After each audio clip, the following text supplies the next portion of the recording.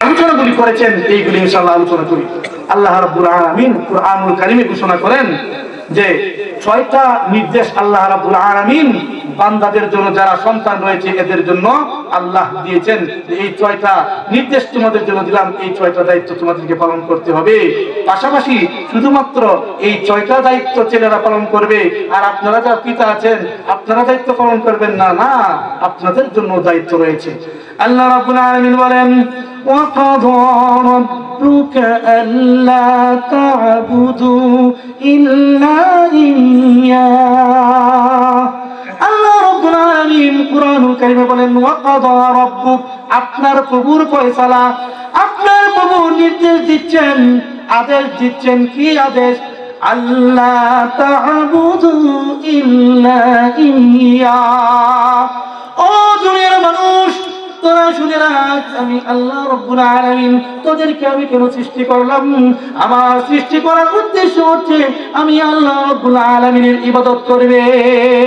আল্লাহ রাব্বুল আলামিন অন্য জায়গায় বলেন ওয়া মা খালাকতুল জিন্না ওয়াল ইনসা ইল্লা লিয়াবুদুন।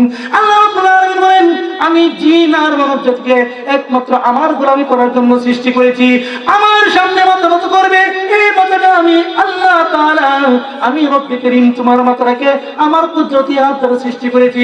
এই জন্য এই মাথাটাকে শুধুমাত্র আমার সামনে নত করবে, আর কারো সামনে করবে না।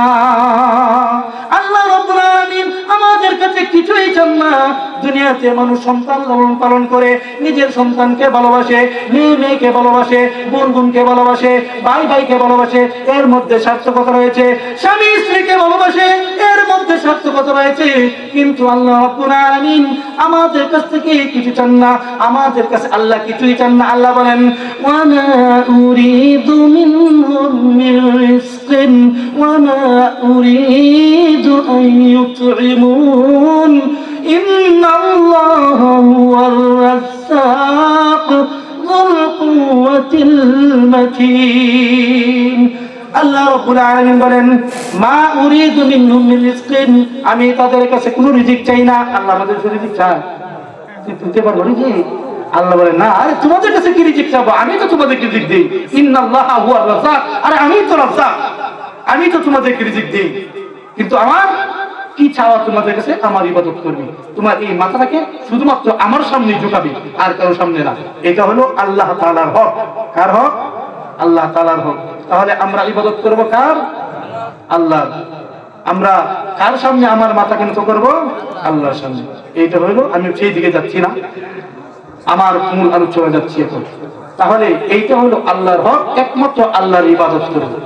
এরপরে আল্লাহ রাব্বুল আলামিন যেখানেই ওনার ইবাদতের কথা বলেছেন, যত জায়গা সাথে সাথে পিতা মাতার কথা উল্লেখ করেছেন। বলেন সুবহানাল্লাহ, কত গুরুত্বপূর্ণ।